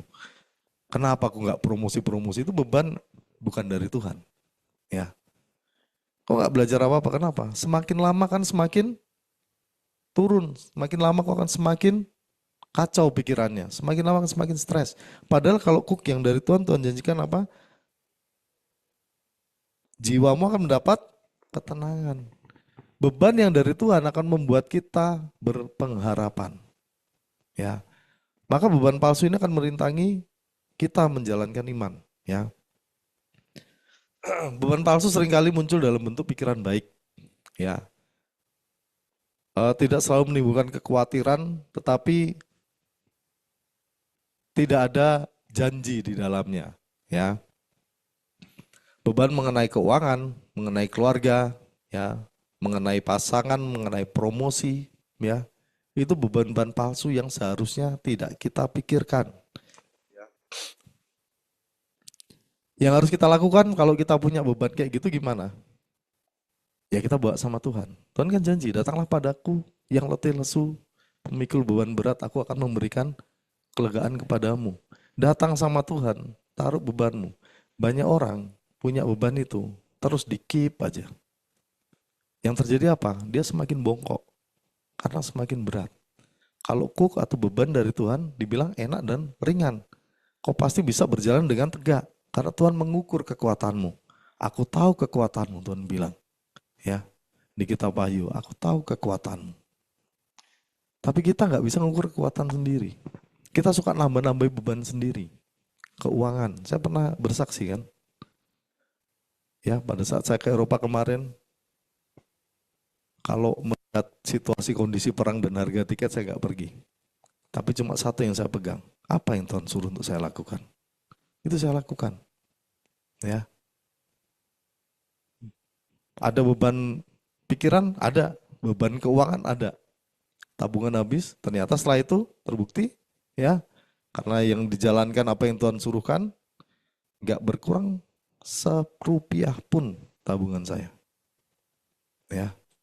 Kenapa harus takut? Saya selalu bilang, apalagi keuangan. Keuangan tuh berkat paling receh yang Tuhan kasih untuk hidup kita. Ya, itu berkat yang nggak perlu bahkan diminta. Makanya saya bilang, saya nggak pernah lagi minta diberkati Tuhan. Kenapa? Karena saya tahu berkat itu sudah ada, ngapain saya minta? Mending saya pikirkan yang lain. Tuhan, saya harus lakukan apa? Mending itu yang saya pikirkan. Berkat itu sudah ada buatmu. Nggak perlu diminta lagi. Ya, makanya saya nggak khawatir sama hidup saya. Mas nggak pernah khawatir sama hidupnya? Ya pernah. Ya kekhawatiran datang itu kan datang tiba-tiba kan. Nggak bisa kita tolak kan. Tapi karena saya punya percaya sama Tuhan, Tuhan saya Tuhan yang hidup. Saya nggak membiarkan kekhawatiran itu terus ada dalam diri saya. Hari ini saya sedang mempersiapkan nyari visa, belum jadi, nggak khawatir makin mendekati akhir tahun. Ya, ada kekhawatiran.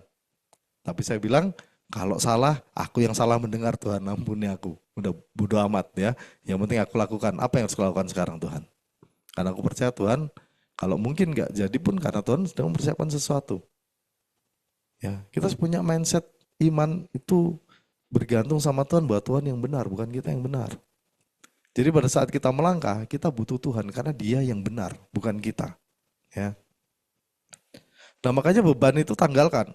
Ya, kalau punya beban keluargaku ini berantem, papa mamaku berantem terus kak. Gimana caranya? Bawa sama Tuhan, berdoa minta hikmat. Bagaimana ngomong sama orang tua kita. Ya, saya pernah bersaksi juga bagaimana saya menikah, bagaimana Tuhan memberitahu saya untuk bagaimana saya menyampaikan ketidaksetujuan saya, ya. Dan akhirnya semuanya terbukti. Ya. Saya bisa bagi karena saya mengalami banyak sekali, oh ini yang namanya iman.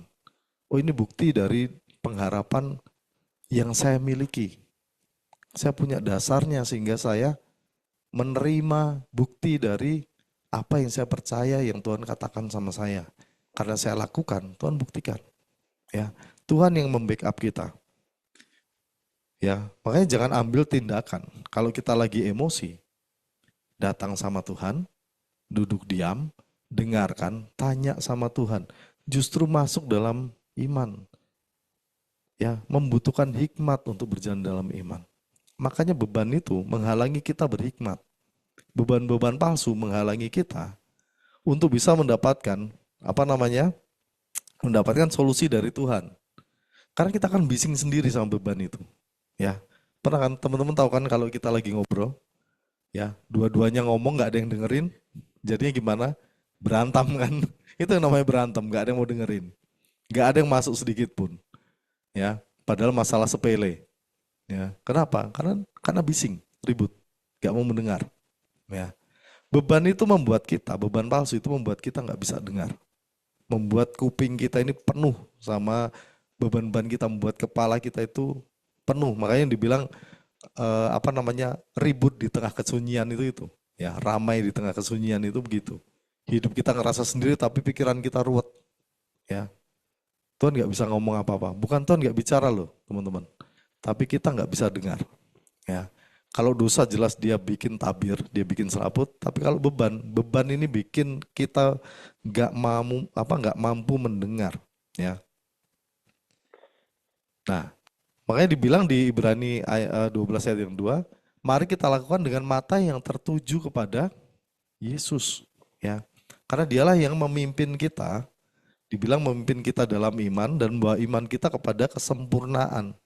Iman yang sempurna itu gimana sih? Ibrani 11 ayat 1 bagian kedua. Bukti dari segala sesuatu yang tidak kita lihat. Iman yang sempurna adalah iman yang terbukti. Yang terjadi. Itu baru disebut iman yang sempurna. Makanya kita kan terima Tuhan Yesus, kita percaya diselamatkan, itu kita melangkah dalam iman. Sampai kapan kita melangkah dalam iman? Percaya sama Tuhan Yesus diselamatkan, sampai kita dipanggil kembali. Di situ baru ada buktinya bahwa Tuhan datang menyambut dan menyediakan tempat untuk kita. Kan dia bilang, aku pergi kepada Bapa untuk menyediakan tempat bagimu. Ya. Maka bukti dari iman kita diselamatkan, ada tempat untuk kita di surga. Ya. Nah, itu yang disebut dengan iman yang sempurna. Ya, iman yang terbukti. Jadi kalau iman yang enggak terbukti, itu bukan iman. Iman sudah pasti sempurna. Maka dibilang membawa iman dalam kesempurnaan ya. Kalau kamu masuk dalam iman, sudah pasti sempurna. Ya, tidak mungkin tidak. Karena Tuhan yang akan membawa kita kepada bukti-bukti pada saat kita mendapatkan janji Tuhan itu. Ya. Lalu penghalang yang kedua, terlalu mendengarkan orang lain. Terlalu bising masukan dari eksternal. Ya. Ini membuat kita gagal dalam beriman. Markus 5 tadi ya, cerita tentang Yairus. Markus 5 ayat 35 katakan begini. Ketika Yesus masih berbicara, datanglah orang dari keluarga kepala rumah ibadat itu, ya, dari keluarga Yairus dan berkata, anakmu sudah mati, apa perlunya engkau menyusah-nyusahkan guru? Tapi Yesus bilang apa? Jangan dengarkan, tetaplah percaya, jangan takut, percaya saja. Ya, ini percaya yang final. Jangan tergoyahkan oleh kondisi hari ini. Ya. Kalau Yairus mendengarkan keluarganya, ya anaknya sudah pasti mati. Anaknya gak akan bangkit. Makanya Tuhan mengajarkan, jangan takut, percaya saja. Padahal itu buat kita biasa karena anaknya Yairus bukan anak saya ya. Buat saya biasa aja. Tapi coba kalau saya pikirkan kita ini jadi Yairus, begitu dengar anakmu udah mati, waduh ya. Apakah enggak seberapa hancur hati seorang bapak kehilangan anaknya. Tapi Tuhan bilang apa? Jangan takut, percaya saja. Ya. Sulit enggak sih? Sulit kan? Untuk dibilang percaya. Kondisi yang sudah ada faktanya, anaknya mati secara daging. Anakmu udah mati. Dokter udah bilang anakmu mati. Terus Tuhan bilang, jangan takut, percaya saja. Mudah untuk Yairus percaya? Gak mudah. Untuk dia mengubah isi hatinya jadi sukacita itu tidak mudah. Ya, percaya itu kan sukacita ya. Kita percaya pasti kita bersukacita. Yairus itu akan sangat sulit untuk bersukacita begitu mendengar dibilang anaknya mati. Tapi kalau dia mendengar dia tenggelam dalam kondisi itu dan tidak mendengarkan Yesus, anaknya beneran mati. Hidup kita sering kayak gitu. Mungkin banyak kata-kata ejekan, mungkin banyak kata-kata intimidasi, ya. Makanya kita harus peka sama Tuhan. Jangan peka sama apa yang kau dengarkan. Saya nggak bilang jangan dengerin orang lain, bukan. Ya, kau harus punya selective hearing namanya. Ya, yang selektif itu apa? Yang pertama adalah perkataan Tuhan, yang kedua perkataan orang lain. Ya, jangan semua perkataan orang lain itu masuk ya dalam hidup kita. Banyak orang jadi minder gara-gara dibilang jelek, ya. Padahal jelek itu relatif kan. Setiap orang bisa bilang jelek, kayak kalau dulu bilang ganteng relatif, jelek absolut nggak. Buat saya jelek juga ya. Karena ingat bahwa setiap apapun yang kita lakukan selalu ada yang namanya lovers dan haters, ya. Saya punya mindset kalau apapun yang kita perbuat, apapun yang kita putuskan, apapun yang kita lakukan, selalu ada yang mendukung, selalu ada yang nyinyir. Nggak mungkin dua-duanya. Kita berharap semua orang mendukung, nggak. Mereka punya, saya bahkan bilang sama siapa waktu itu ya, sama Kak Tania ya. Ya, kenapa Mas kalau dihina gimana? Buat saya mereka punya mulut sendiri, mereka punya otak sendiri. Ya suka-suka mereka ngomong apa. Saya mau lakukan yang bagus saja, buat mereka kurang. Ya nggak apa-apa, itu kan pendapat mereka. Ya, nah justru itulah kita belajar. Ya, orang yang berjalan dalam iman itu jangan sampai terombang-ambing dengan kondisi-kondisi seperti ini. Ya, Amsal 28 ayat 29 ayat 25 memberikan nasihat begini. Amsal 29 ayat 25. Takut kepada orang mendatangkan jerat, tapi siapa percaya kepada Tuhan dilindungi. Takut kepada orang mendatangkan jerat. Ya, jerat ini maksudnya apa? Yang namanya jerat itu bikin kita apa sih? Bikin kita diam di tempat nggak sih? Bikin kita terperangkap, bikin kita nggak kemana-mana. Jadi terlalu mendengarkan pendapat orang lain itu nggak bagus. Ya, dengarkanlah pendapat Tuhan. Saya nggak peduli pendapat orang lain. Saya hanya peduli pendapat Tuhan. Apa yang saya baca dari firman, remanya saya dapatkan. Saya nggak peduli orang mau ngomong apa. Ya, kamu umur segini, umur saya sudah 23 ya. 22 tahun yang lalu ya. Jadi hari ini saya udah 45 ya. Dibilang nanti kalau kamu resign, kamu pindah ke Jerman, kamu susah dapat kerjaan. Bodoh amat. Tuhan saya itu lebih besar dan lebih tinggi dari apapun, ya. Kalau kamu nggak dapat kerjaan gimana? Ya PI lah, ngapain? Emang kenapa? Ya, saya nggak pernah sekalipun itu nggak makan ya selama ini. Makanya saya bilang bahwa hidup saya ini sudah penuh berkat. Berkat buat saya itu hal yang terkecil. Bahkan saya bisa makan, saya bisa minum aja udah berkat buat saya. Jadi kalau kamu bilang, Mas Ro merasa diberkati, saya bisa makan tiwul aja, saya udah diberkati buat saya. Ya, saya nggak muluk-muluk minta sama Tuhan.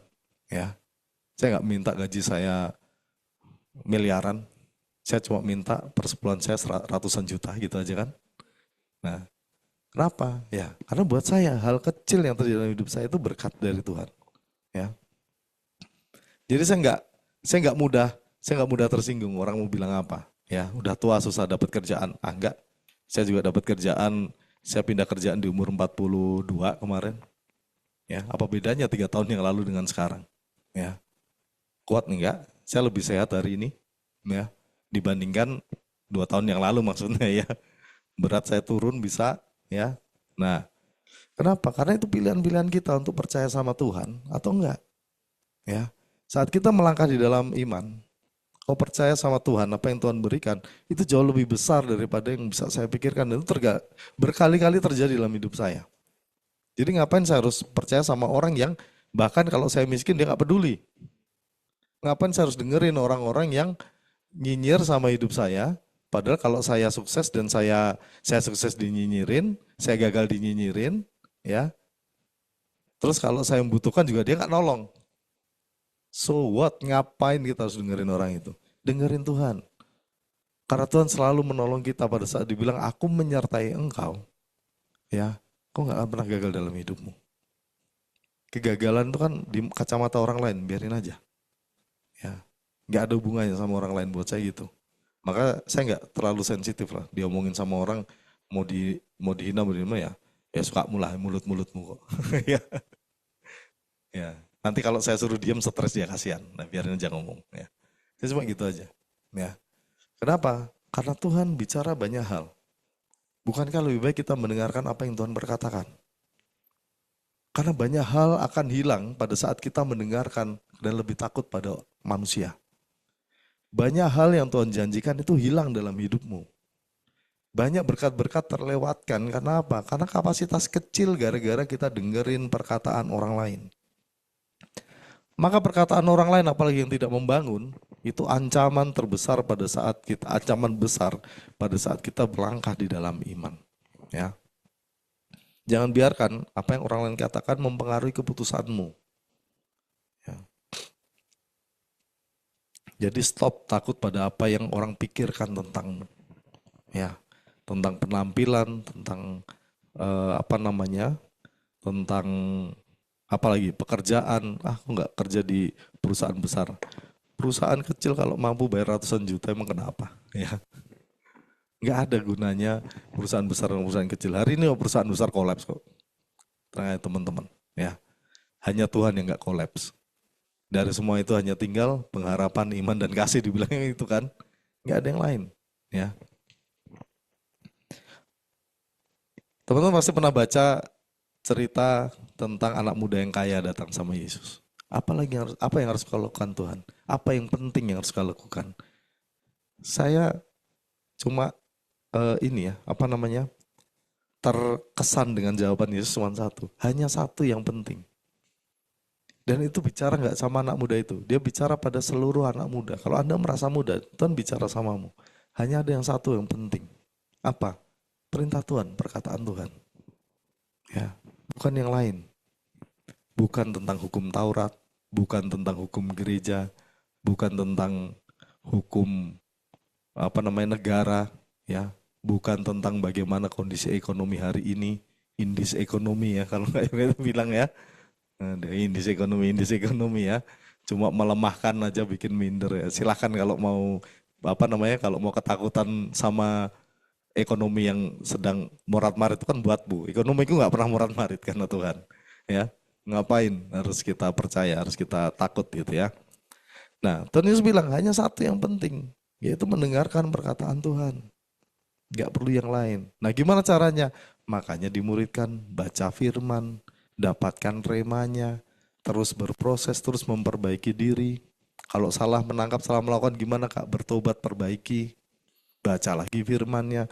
Firman yang sama kamu baca 5 kali, kau akan dapat 5 pengertian berbeda. Firman yang sama kau baca 15 kali, kamu akan dapat 15 pengertian yang berbeda. Ya. Dan semua pengertian itu semakin dalam, semakin dalam, semakin dalam. Sehingga apa yang kau lakukan? Itu akan semakin dalam. Dan kalau yang semakin dalam artinya apa? Impact-nya akan semakin besar. Ya. Takutlah akan Tuhan, jangan takut pada manusia. Dan itu bukan cuma di mulut. Amsal bilang hikmat permulaan takut akan Tuhan permulaan hikmat. Mengenal yang Maha Kuasa adalah pengertian, pengetahuan. Ya, jangan takut sama orang. Makanya Tuhan juga kasih garis tegas dan keras ya. Barang siapa mengasihi ayah ibunya, tidak membenci ayah ibu dan saudaranya, tidak layak bagiku. Ya, itu kan garis tegas bahwa kau jangan lebih mencintai manusia daripada mencintai aku, mencintai Tuhan. Kasihlah Tuhan Allahmu dengan segenap hatimu. Karena dengan mengasihi Tuhan, Dia akan membereskan seluruh problem dalam hidupmu. Ya, cukup satu kan Tuhan bilang, hanya satu yang penting. Perkataan Tuhan. Ini Tuhan sendiri yang ngomong, cuma satu yang penting. Aku yang penting. Aku akan membereskan seluruh yang kamu miliki. Problem apapun yang kau miliki, aku akan sanggup bereskan. Kalau kau nggak sanggup, aku sanggup. Apa yang mustahil bagi manusia, tidak mustahil bagi Tuhan. Firman katakan begitu. Ya. Jadi iman itu bicara tentang kita melangkah dengan percaya. Satu yang penting, kita percaya kepada Tuhan, mendengarkan Tuhan. Maka jangan mendengarkan banyak masukan yang tidak membangun. Ya. Banyak masukan yang melenceng dari firman, udah tinggalin aja. Ya. Kalau masukan itu sesuai dengan firman, aminkan dan kerjakan. Mungkin teguran karena kita tidak melakukannya bersegera. Sehingga Tuhan datangkan orang untuk menegur kita. Nah, kalau itu dengarkan. Ya, tapi kan untuk itu apa? Harus tahu firmannya apa. Makanya baca firman, makanya dimuridkan. Makanya terbiasa melakukan firman sehingga pada saat orang datang dengan firman kita bisa memilah ini dari Tuhan atau bukan. Kalau perkataan manusia itu dari Tuhan, artinya Tuhan segitu bebalnya kita sampai Tuhan mengirim orang lain untuk kita lakukan. Peringatan itu lakukan saja, ya, segera lakukan. Lalu yang berikutnya, Ini seperti yang terakhir ya. Ketidakpercayaan, bimbang, rasa takut, kekhawatiran. Ini jelas menghalangi iman. Ya, kita buka Yakobus 1 ayat 6 sampai 8. Yakobus 1 ayat 6, hendaklah ia memintanya dalam iman dan sama sekali jangan bimbang. Ya, meminta dalam iman sama sekali jangan bimbang. Sebab orang yang bimbang sama dengan gelombang laut yang diombang-ambingkan kemari oleh angin. Orang yang demikian janganlah mengira bahwa ia akan menerima sesuatu dari Tuhan. Ya, Ibrani 11 ayat 1 bagian kedua nggak akan terjadi kalau kita bimbang. Ya. Janganlah mengira bahwa ia akan menerima sesuatu dari Tuhan. Ayat 9, sebab orang yang mendua hati tidak akan tenang dalam hidupnya. Ya. Kunci utama dalam iman percaya, ya, final faith, ya, percaya sepenuhnya, ya, percaya total. Bimbang, khawatir, ya, itu bukan bagian dari iman. Kalau kita, sedangkan kita gampang sekali merasa khawatir, benar nggak? Makanya kita harus belajar untuk melawan kekhawatiran. Sampai Tuhan tuh kalau kita cari kata khawatir itu banyak sekali. Tuhan bilang jangan takut, Tuhan bilang jangan khawatir. Kekhawatiran tidak menambah sasta panjang hidupmu. Jadi untuk apa kau khawatir, ya? Tuhan itu berkali-kali melakukan ini. Kenapa? Karena ini ancaman bagi iman. Tuhan mau kasih iman. Itu nggak akan bisa dilakukan kalau kau bimbang dan khawatir dalam hidupmu. Selalu hidup dalam kekhawatiran itu nggak bisa. Teman-teman tahu cerita Petrus, kan? Yang berjalan di atas air. Jadi nggak cuman Yesus yang berjalan di atas air, tapi Petrus juga. Kapan dia mulai tenggelam? Pada saat dia melihat, dia merasakan angin bertiup. Ya, saya rasa angin bertiup kencang. Itu nggak cuma angin bertiup, karena di sekitarnya itu kan kalau angin bertiup, ombak di laut atau di danau itu kan menggila ya, mulai naik, mulai ini, itu menimbulkan rasa takut. Ya, dan dia mulai tenggelam. Yang dibilang Yesus apa? Kau kurang percaya ya dibilangnya kan? Kau yang tidak percaya ini ya. Nah, kehilangan fokus sama Tuhan. Kekhawatiran itu menghilangkan fokus kita sama Tuhan, karena kita terlalu fokus sama kondisi kita. Semua hal dalam hidup kita itu bikin khawatir. Tadi di awal saya bilang banyak hal nggak kita ngerti kan. Banyak hal yang kita nggak tahu. Ya, apalagi masa depan kita. Masa depan kita itu orang kalau nggak diajar dia pasti khawatir. Ya, nggak mungkin nggak khawatir. Orang nggak khawatir karena apa? Dia lahir udah kaya itu nggak ada kekhawatiran. Ya, makanya banyak dinyinyirin itu tentang apa itu? Penerus sama pionir itu. Perintis sama pewaris. Iya, lu lahir dari sendok emas gitu. Ya. Ya, tapi kita nggak perhatikan itunya. Untuk Tuhan, kita memang pewaris gitu. Jadi kita nggak perlu takut ngapain. Kita diwariskan segala kekayaan yang ada di dunia ini oleh Tuhan. Ya. Kondisi apapun dalam hidupmu itu membuat kita khawatir, makanya Petrus itu mulai tenggelam karena dia mulai hilang fokus. Dia bisa berjalan di atas air kenapa? Karena dia fokusnya sama Tuhan kan. Aku juga mau itu Tuhan. Guru buat aku berjalan di atas air. Dia fokus sama Tuhan. Begitu dia mengalami kondisi di sekitarnya yang tidak menentu, dia mulai bimbang. Artinya apa? Pikirannya mulai beralih. Bukan lagi Tuhan, tapi pada kondisi sekitar. Itulah kenapa dia mulai sinking, mulai tenggelam. Kalau dia nggak melihat ini, dia lihat aja lurus ke depan. Dia lihat Tuhan terus. Dia akan terus berjalan di atas air sampai dia pegang gurunya. Ya. Dalam hidup kita juga gitu. Kalau kamu berjalan di atas air, kalau kau bisa melampaui apa yang kau takutkan, jangan melihat apa yang ada di sekitarmu. Jangan melihat kondisimu hari ini. Saya nggak selesai kuliah kak. Aku cuma sampai SMA kak. Aku nggak punya duit untuk kuliah kak. Aku kuliah di perguruan tinggi yang kambing aja lulus kak. Ya. Aku nggak seperti siapa? Kak Wasri yang kuliah di UI kak. Aku nggak seperti Kak Riri yang kuliah di Unpad. Aku cuma kuliah di tempat yang ecek-ecek. Tuhan punya rencana dalam hidupmu. Jangan kau lihat kondisi sekitarmu. Aku hari ini belum kuliah kak. Aku bahkan cuma lulusan SMP. Aku cuma jualan cilok. Ya. Banyak tukang cilok lebih kaya daripada orang yang S2, S3 kan. Kenapa bingung? Kalau orang nggak mengenal Tuhan aja diberkati, apalagi engkau yang mengenal Tuhan. Ya, Tuhan nggak perlu bekerja keras sebetulnya. Cuman satu yang Tuhan bilang, jangan lihat kondisi sekitarmu. Jangan Melihat kekhawatiranmu, jangan lihat kebimbanganmu. Hari ini saya belum berpasangan, Kak, so what? Tuhan memberkati nggak cuma dari pasangan, ya. Saya ada satu cerita kan orang yang tentang berpasangan tuh kalau takut, ya. Saya lupa ceritanya, tapi ada hamba Tuhan, saya lupa namanya. Ya, hamba Tuhan tuh ganteng, ya, perfect lah, ya, perfect banget. Pada saat dia berkhotbah, dia bilang gini, kamu pasangan saya. Pasangan itu siapa? Lebih tua, duduk di kursi roda. Ya, tapi dia beriman. Hamba Tuhan ini beriman. Ya, kita lihat aja lah adiknya Ahok umur 50 tahun juga menikah. Ya kan? Ya, Vivi siapa itu kan menikah. Pasangan itu datang dari Tuhan. Jangan takut kalau belum berpasangan. Ya, kita bukan menikah pada musimnya. Ya, Tuhan ngasih kita bukan kambing, ya, yang menikah pada musimnya, tidak. Ya, kita anak-anak Allah. Tuhan punya rencana indah dalam hidup setiap kita.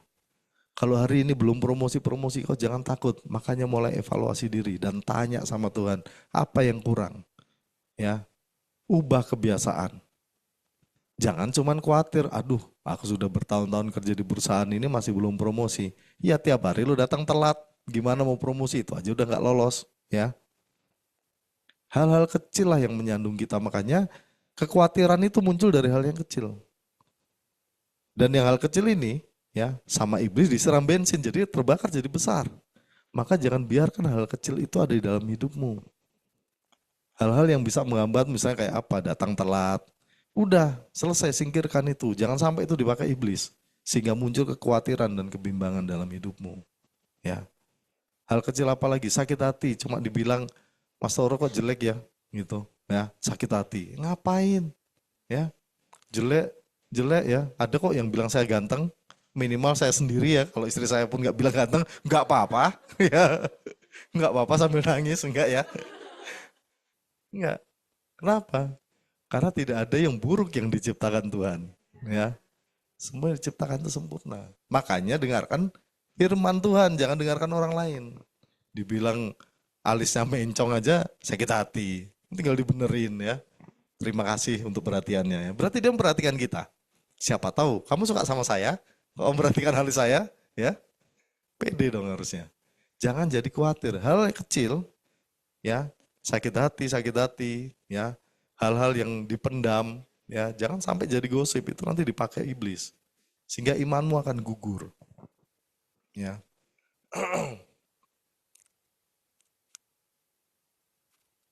Mungkin yang terakhir saya mau bilang gini. Ini kesaksian sedikit ya. Kalau orang bilang makin tua makin gak laku, saya 10 tahun, 12 tahun terakhir ini pindah kerja gak pernah ngelamar kerjaan. Ya. Kenapa? Karena saya cuma percaya sama Tuhan aja. Pindah gak Tuhan? Stay. Pindah gak Tuhan? Pindah. Kemana Tuhan? Udah ada itu yang ngelamar kamu. Oke. Ambil gak yang ini? Bukan yang ini, yang itu. Oke, ambil itu.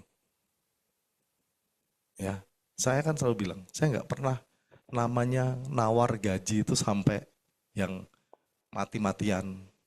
Gak terima kerjaan gara-gara masalah gaji itu. Gak pernah. Ya. Justru dengan itu saya gak pernah berkekurangan. Nah yang satu yang saya tanya, Tuhan ambil nggak? Ambil. Gaji saya dipotong 30% pernah? Ya pernah. Hari ini gaji saya dipotong 30% daripada sebelumnya. Tapi saat saya tanya, Tuhan ambil nggak? Ambil. Kerjakan dengan sungguh-sungguh. Ambil. Saya udah nggak nawar lagi. Pak masak segini, masa dipotong 30% gitu. Ya cuma bisa ini mas gitu. Ambil nih Tuhan, ambil. Oke, siapa? Saya ambil kerjaannya. Dia bingung loh, mau mas gitu. Mau? Dia bilang gitu aja. Dan saya gak pernah minta-minta. Firman udah katakan, orang benar tidak pernah minta-minta. Anak cucunya tidak pernah meminta-minta. Bahkan jaminan Tuhan tuh sampai keturunanmu. Ya, kalau kau gak minta-minta, bahkan adik PA-mu pun gak akan pernah minta-minta seharusnya. Kalau dia punya iman yang sama samamu. Ajar dia bagaimana kau beriman. Ya, nah itulah enaknya ada di Pemuridan. Saya belajar bagaimana Kak Yurga beriman, ya. Dan saya melihat semakin diberkati, semakin subur, baik fisik maupun rohaninya semakin besar. Enggak kok, sekarang udah turun berat badannya, puji Tuhan, ya semakin sehat. Ya. Ya, saya melihat imannya Kak Yorga, saya belajar juga. Ya, jadi saya punya contoh, makanya yang belum dimuridkan. Enak punya kakak PA. Ya, kalau bingung lihat aja kakak PA-mu ngapain. Ya, gimana caranya beriman? Tanya. Kalau nggak tanya gimana dia? Tanya aja sama dia. Bang atau Kak, firman apa ya? Iman apa yang pernah? Iman terbesar apa yang pernah kakak alami? Terus gimana cara mengalaminya? Dia pasti punya.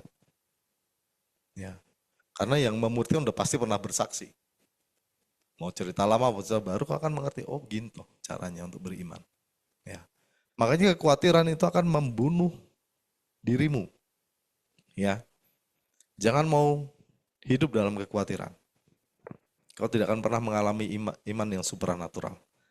Terakhir, yang terakhir ini ya, setelah ini. Ya, iman adalah dasar untuk jalani panggilan. Kalau kita sudah belajar mungkin bulan lalu ya, dan ini bicara tentang pengurapan panggilan juga kemarin ya. Iman yang sejati ini adalah dasar kita untuk berjalan dalam panggilan. Tidak ada seorang yang bisa berjalan dalam panggilan tanpa beriman. Ya, gimana caranya? Kita kan beriman yang kecil-kecil kan untuk kita belajar peka dengar suara Tuhan. Gimana caranya dapat visi kalau nggak dengar suara Tuhan? Ya, gimana caranya kita terus berjalan? Karena visi itu besar teman-teman. Visi yang Anda punya itu nggak mungkin kecil. Tuhan kasih visi itu pasti besar. Kalau dijalanin dengan daging, dengan diri sendiri, pasti nggak kuat. Sudah pasti itu. Kalau kamu masih kuat menjalaninya, nah itu bukan visi. Belum jadi panggilanmu itu. Panggilanmu itu pasti sesuatu yang kau bakal lihat, nggak sanggup aku menjalankan ini. Nggak punya aku skill. Justru disitulah kita, belajar untuk menyerahkan diri total, kita dengar suara Tuhan. Ya.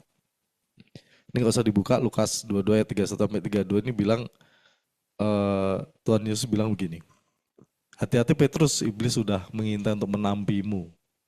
Ya, aku berdoa supaya imanmu itu teguh, sehingga saat kau insaf, kau bisa menguatkan saudara-saudaramu, kira-kira isinya begitu. Ya, panggilan Petrus adalah penjala manusia, batu karang bagi jemaat Tuhan. Ya, pada saat Yesus bilang gini, saya mengenali, ini adalah pengangkatan Petrus menjadi pemimpin para rasul. Penetapan dia sebagai para rasul, pentabisan Petrus. Karena hanya kepada Petruslah Tuhan Yesus bilang, ya, kau harus menguatkan saudara-saudaramu. Dia nggak bicara sama Yohanes, Tuhan tidak bicara itu sama Yakobus. Tuhan kasih wanti-wanti, Tuhan kasih peringatan kepada Petrus. Tetapi juga dia Tuhan berikan peringatan pada kita bahwa iblis itu siap menampi kita. Makanya berjalanlah dengan berhati-hati. Punya iman yang di luar nalar. Punya iman yang supranatural sehingga kita tidak ditampi iblis. Ya. Sehingga jika kita teguh di dalam iman, Tuhan bilang apa? Sehingga kau insaf. Kau akan menguatkan saudara-saudaramu. Kalau kau punya iman yang teguh, kau akan masuk dan berjalan di dalam visi panggilanmu. Bukan semakin mudah, tapi kau akan semakin teguh berjalan. Ya, saya nggak bilang semakin mudah, tetapi dengan berjalan dalam iman, dengan kita belajar dari satu iman kepada iman yang berikutnya, maka kau akan diteguhkan. Kau akan berjalan dengan tidak goyah. Kau nggak akan berlari dan tidak akan pernah lelah. Kau akan terus berdiri dan kau gak akan pernah goyah kakimu. Karena Tuhan yang memberikan kekuatan. Ya, makanya pada saat Tuhan mengutus berdua-dua, yang diberikan kuasa. Bukan diberikan bekal yang lain. Yang diberikan adalah kuasa, pengurapan, pengenalan akan Tuhan. Ya. Miliki iman yang supranatural, ya, dekat, cari wajah Tuhan, mendekat, baca firman, berdoa, dimuridkan, ya, dan bertindak, ambil langkah sesuai dengan apa yang Tuhan suruhkan. Terus berdoa semakin dalam, berlutut, ya. Kalau Kak Yurga bilang modal dengkul aja, ya, modal berlutut sama Tuhan dan berdoa, ya. Sehingga imanmu nanti akan memiliki bukti, dia akan memberikan bukti. Itu akan jadi supranatural imannya. Oke, Tuhan Yesus memberkati.